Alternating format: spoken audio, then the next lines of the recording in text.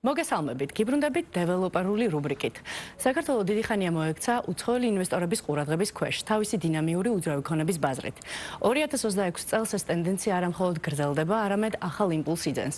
ბოლოდროინდელი სტატისტიკა და ექსპერტების შეფასებებით ადასტურებს ფასების სტაბილურ ზრდას, ტრანზაქციების რაოდენობის ზრდას და ბაზრის მოცულობის გაფართოებას. ლოკალური უძრავი ქონების ბაზრის ზრდა რამდენიმე მნიშვნელოვანი ფაქტორით არის განპირობებული, მათ შორის უცხოური ინვესტიციებით. ამის თვალსაჩინო მაგალითია გაერთიანებულ საამიროებში დაფუძნებულ ინვესტორებთან ერთად გაფორმებული უძრავი ქონების განვითარების მსხვილი პროექტი, რომელიც მომდევნო 4 წლის განმავლობაში 6.9 მილიარდი აშშ დოლარის პირდაპირ უცხოური ინვესტიციების განხორციელებას ითვალისწინებს. არანაკლებ მნიშვნელოვანი ფაქტორებია დეველოპერების მხრიდან მიმზიდველი პირობები, საცხოვრებლის შეძენის ხელსაყრელი სქემები, ტურიზმის განვითარება და ინფრასტრუქტურის გაუმჯობესება. მოგესალმებით. ექსპერტებს 2026 წელს უძრავი ქონების ფასების ზრდასთან დაკავშირებით დადებითი მოლოდინები აქვთ. თუმცა შესაძლოა ტემპი წინა წლებთან შედარებით დაბალი იყოს.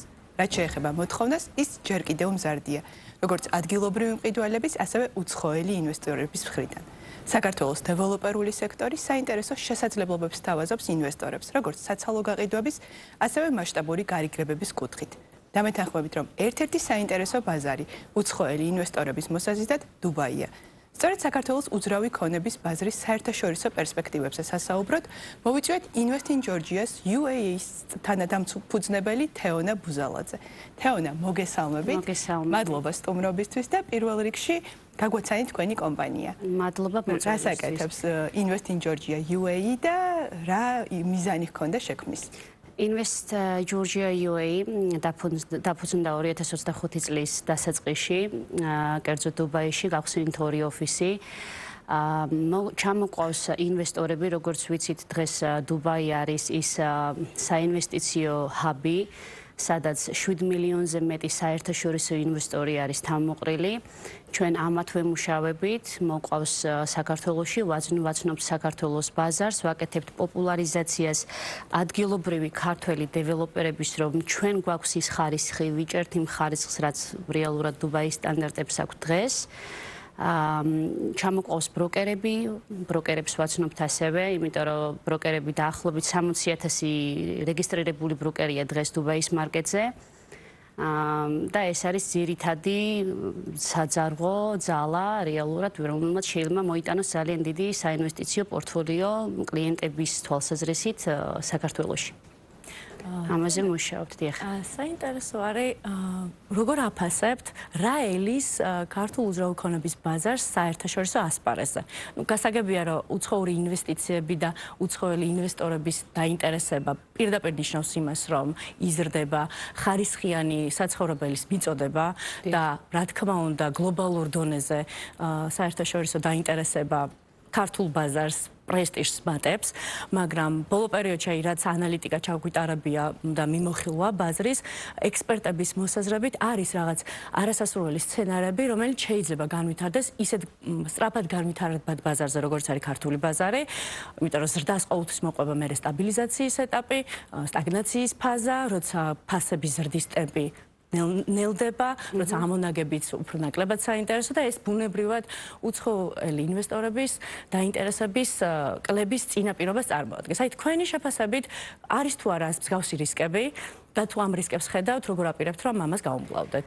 ყველა real estate ბაზარზე კორექცია არის ძალიან ნორმალური პროცესი, თუმცა 2026 წელს ჩვენ ვერ ხედავთ ამ კორექციის მოლოდინს.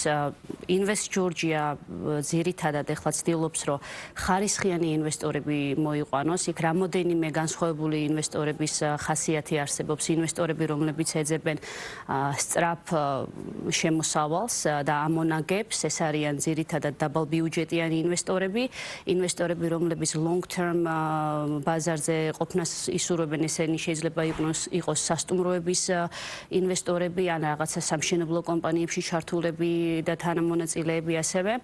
ჩვენ მსგავსი ინვესტორებზე ვართ ორიენტირებული, რომლებიც ბაზარზე ძალიან დიდი ხნის განმავლობაში დარჩებიან. ეს უზრუნველყოფს ხარისხს და არა რაოდენობას. მე ვფიქრობ, ხარისხი ძალიან მნიშვნელოვანია long term-ში და ეს არის, რაზეც ეხლა ჩვენ ძირითადად მუშაობთ. ასე რომ მე ვფიქრობ, რომ საქართველოს ეხლა ჩვენ დუბაის მარკეტზე ვართ და გაერთიანებული ემირატების მარკეტზე ვართ და აქედან გამომდინარე თუ ვისაუბრებთ, დღეს საქართველოს აქვს ფასები, რაც დუბაის ჰქონდა 10 წლის წინ.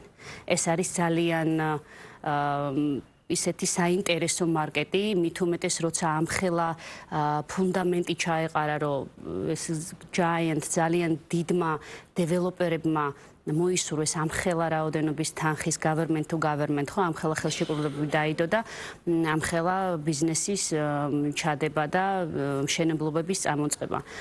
რა თქმა უნდა, დღეს საქართველოს არის ამ საერთაშორისო ინვესტორების რადარის ქვეშ და სწავლობენ მარკეტს და აუცილებლად ძალიან კარგი შედეგები დაიდება დროთა განმავლობაში ამ ყველაფერს დრო სჭირდება კი.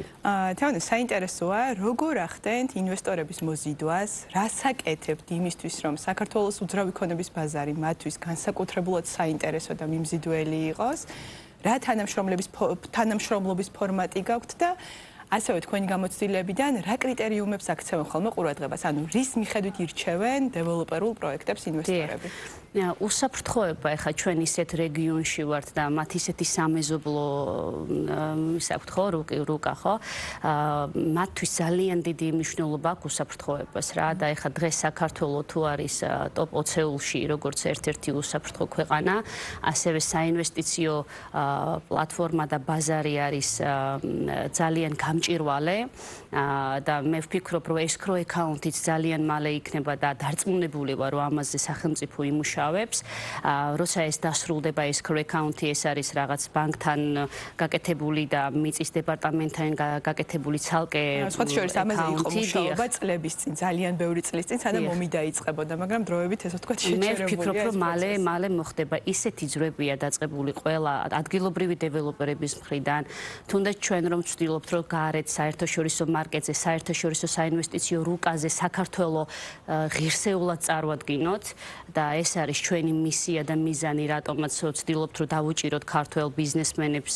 მხარი ეს სხვა ინვესტიციებსაც წამოიღებს რა თქმა უნდა სამომავლოდ მე ვფიქრობ რომ ძალიან კარგი სვლებია რა თუ პასუხეთ თქვენ კითხვას დიახ თეონა ძალიან გვაინტერესებს აი ამ ხრის განმავლობაში ერთი წელია ფაქტობრივად უკვე ფუნქციონირებთ ამ პროფილით ინვესტორების ინტერესების მიხედვით თუ დაყოფა შესაძლებელია აი როგორ დაყოფდით იმიტომ რომ ჩვენ ახლა რასაც ვუყურებთ ქართულ ბაზარზე გვაქვს ორი მსხვილი არეალი ეს არის თბილისი და ბათუმი თბილისის შემთხვევაში ძირითადი ორიენტირი ეს არის გრძელვადიან გაქირავებაზე ვისაც სტაბილური საცხოვრებელი აქტივი სჭირდება და ამ ხრივ ინვესტიციას ახორციელებს და ბათუმი რომელიც არის ტურისტული ზონა რომელიც მოკლევადიანი გაქირავების ძალიან დიდ პოტენციალს ატარებს ორივეს განსხვავებული საინვესტიციო პოლიტიკა აქვს ესე რომ ვთქვათ აი როგორ ანაწილებთ ანუ როგორ ხდება მათი ინტერესების დაყოფა თუ ინვესტორების ინტერესს გავითვალისწინებთ იმ ტურისტების რაოდენობით რომლებიც ყოველწლიურად საქართველოში ჩამოდიან და ეს ტურისტები კიდევ უფრო და უფრო მზარდია რა თქმა უნდა ეს მარკეტს პირდაპირ ეხმარება ესე იგი დაახლოებით ზუსტად რომ გითხრათ